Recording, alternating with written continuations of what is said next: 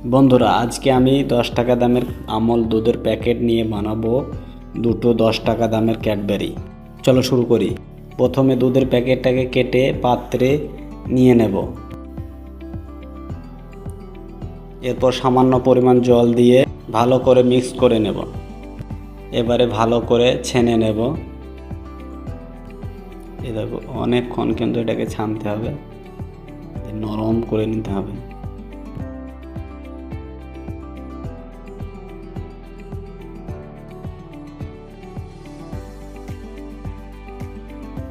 তারপর এটাকে দুভাগে ভাগ করে নেব। এবারে ভালো করে ক্যাডবেরি সাইজে বানিয়ে নেব। এই দেখো, সুন্দর সাইজ করে ক্যাডবেরি সাইজে বানিয়ে নেব। তারপর 2 ঘন্টা ফ্রিজে রেখে দেব। এটা পুরোপুরি রেডি। আমি কিন্তু খেয়ে দেখেছি, খুবই সুস্বাদু।